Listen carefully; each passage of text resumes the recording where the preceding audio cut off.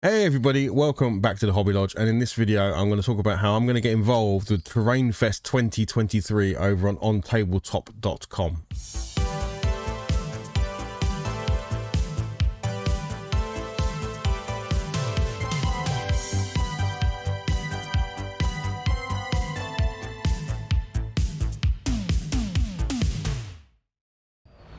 So a couple of things to cover off first. What is OnTableTopcom? What is TerrainFest, and how do I get involved? Well, first of all, OnTableTopcom is an awesome website for everyone who's into all things tabletop wargaming, board gaming, miniature painting, role playing, anything to do with just playing games together and having a great time with the awesome world that is tabletop gaming in physical form, and even some digital stuff in there as well as games move in that direction. But it's a great community, always talking about this stuff, people with such knowledge, be that about historical, modern, futuristic, fantasy, everything and anything is known on this website. So great community to go enjoy it, and I'm sure maybe if you're watching this you may already be a member of it, and if you're not and you fancy getting yourself more and more into tabletop wargaming, be that again board gaming or miniature wargaming, get yourself over there and get involved. So secondly, what is TerrainFest? Well, every year OnTabletop.com run a bunch of competitions. You know, they have a spring clean challenge, they have a snag a normie challenge, they have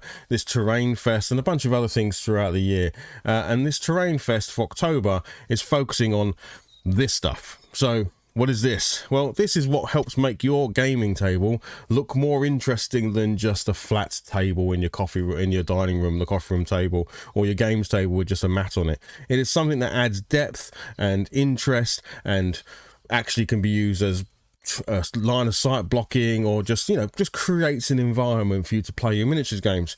Now, this isn't a great example of it, frankly, just because of my terrible paint job, which will lead on to the project. But that's what they've kind of focused on for this competition. Is some people out there may not be the greatest miniature painters in the world, or may not know how to write an RPG, but there are some people out there that are super cool at creating fantastical environments to play their games in.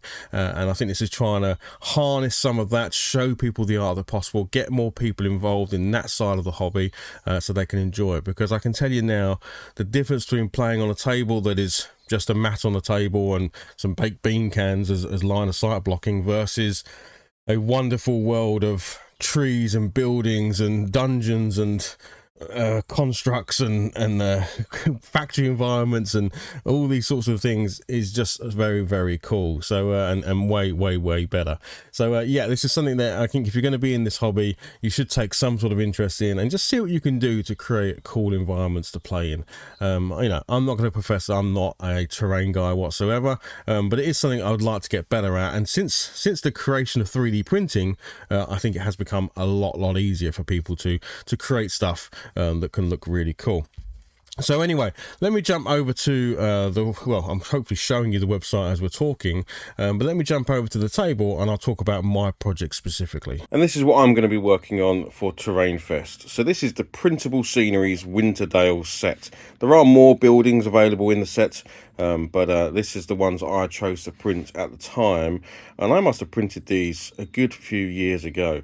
In fact, it was so long ago, it was when I had my small printer, and most of these had to be printed in quarters rather than halves because I didn't have the big FDM that I have over there now. I have a very small 3D printer.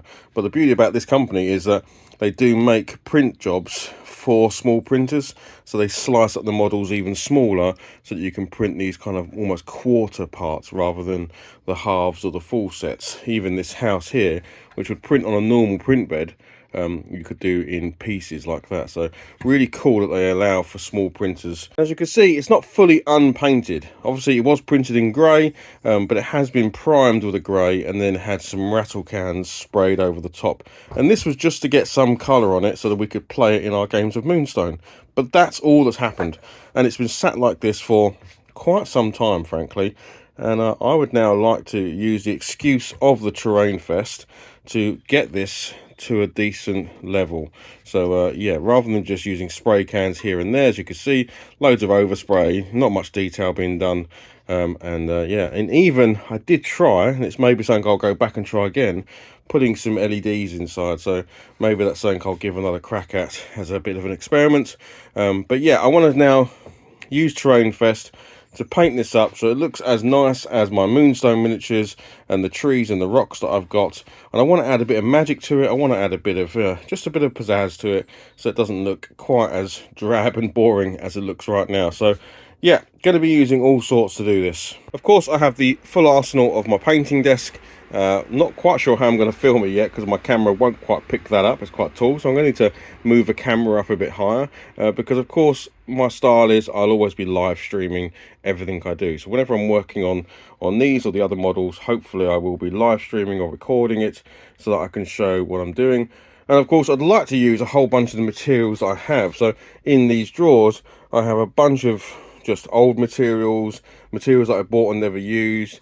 So it'd be a great excuse to go through, instead of buying new stuff, actually using everything I already have to make these look as good as I can make them. So yeah, this is going to be hopefully a fun little project, and at the end of it I'll have a full-on really cool looking Moonstone table. And yep, that's my project, to take a bunch of this Printable Sceneries Winterdale set that I've had for a very long time, frankly, and get it up to tabletop standards, good enough for the game of Moonstone, which is a game that we absolutely love. And one thing I may also do is take a look back at this range, because there are buildings I didn't print because I just didn't have the size printer at the time. My printer, like I said before, was very small, and I had to print this in very small parts and stick it all together. So I can now go back and look at maybe some of those larger buildings and maybe print a brand new building to work on, not just the ones I've had.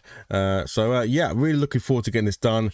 I'm not a terrain guy, so this will be interesting to see. I'm going to be watching other people's videos, other people's projects, to see if I can learn anything about good ways to make buildings look good. And hopefully you'll be along with me on the journey. So of course there's going to be videos on the channel, there's going to be live streams both on YouTube and Twitch, and there'll be obviously the project log, whatever you want to call it, over on OnTableTopcom under the TerrainFest projects. And who knows, maybe along the way we may win a prize. If we do, maybe we'll give it away. If we don't, maybe we'll just get someone looking at our project and giving some comments, because that's always nice when people see your project and give you some comments and some feedback maybe about what you could do differently or add. If you fancy getting involved, go to OnTableTopcom, look at the project system, sign up for it. It's all free, and you can get involved in a terrain project as well, because I'd love to see what other people get up to. So yeah, I shall see you in the channel. Loads of updates to come, and thanks very much for watching. Bye bye.